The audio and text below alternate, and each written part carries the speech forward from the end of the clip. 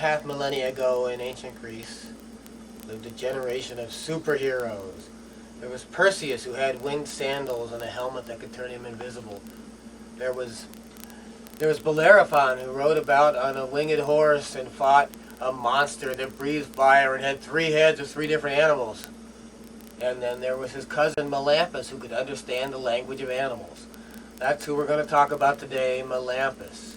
Now, some would say he was the first shaman, or the first prophet, or the first doctor, or the first quack, or the first one to introduce the worship of Dionysus to Greece. In any case, he was an early doctor, and he was very rich. And he had a servant who was digging a ditch, and there was a snake in the way. He killed the snake. It turned out to be a mother snake. She had 2 little babies. The servant would have killed the babies, but Melampos stopped him. Melampos loved animals. He took the snakes inside. He took the little baby snakes inside. He raised them as if they were his own. He went down to the 7-Eleven every day and got them snake milk. And they grew strong. And when they were just about old enough to leave him and seek their fortune, they crawled into his ears while he was asleep, and they licked his ears so clean that he could understand the language of animals. And one of them said to him, "Well, Melampos, we've licked your ears so clean that you can now understand the language of animals. Maybe this will help in your doctor business." And off they slithered to seek their fortunes. Well, in Melampos' day, as I said, he was a very early doctor, and they didn't have all the medical technology that we had today. And they didn't know about keeping things clean, so pigs were kept in a very unsanitary position, and people started getting this swine flu. I would never happen today because we have such sanitary conditions, but the people were getting swine flu, and it was passing around. Some people were dying of it. Now, Melampos, of course, he used the top medical advice of his day, which was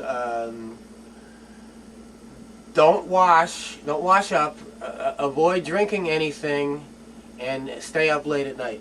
Unfortunately, some of his patients were dying. In fact, a lot of his patients were dying, and he got in trouble, and he was taken to the county jail and thrown in jail, and where he would have rotted, except that as he was leaning back against the wall, he heard some termites from the wrecking crew talking, saying, "Hey, the boys over in Sector C have just about got that main pillar that holds up the whole county building. They've just about got that gnawed through. Everybody in the jail, everybody that works here, they're all going to die, and we're all going to feast. We've invited our relatives to come from miles around because there's going to be enough wood here to feed every termite between Greece and Egypt."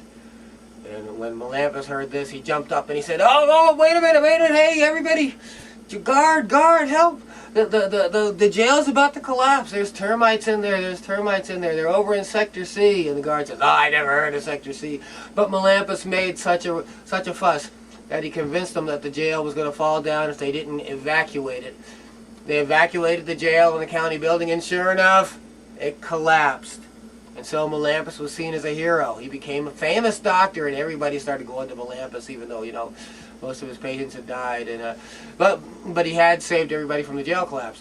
So he was getting to be pretty famous, and so a king from far away sent for him because his daughters had this mad cow disease. See, they thought they were cows. They were running around like this, eating grass, saying, "Moo! We are cows!" and sneaking up on people. "Moo!" Yeah, it was a general embarrassment to the king. Well, Melampos made a deal with the king.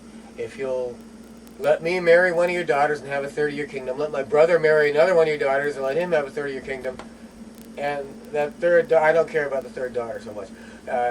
But if you'll do that, then I'll gladly cure them." And the king says, "Well, look, if you cure them, then I'll pay you what you ask for." So Melampos goes and he sits down next to a tree, and as luck would have it, every time that he'd sit down and lean back, something cool would happen. Animals would be talking about how to cure the situation he was in. That's what happened this time.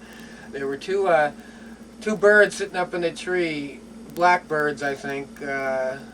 You know something about that, Rachel? These birds that were sitting in the tree with the medical knowledge, they happened to be discussing the recipe for making the cure. Oh, Dr. Jekyll and Mr. Heckle, right? I think that was them. Dr. Jekyll and Mr. Hyde were sitting there, and one of them says to the other, you know what I would do if I had to cure these? He said, well, how do you know? He said, well, I was here when the disease started. You see, what happened was the king had a bloody knife from a sacrifice.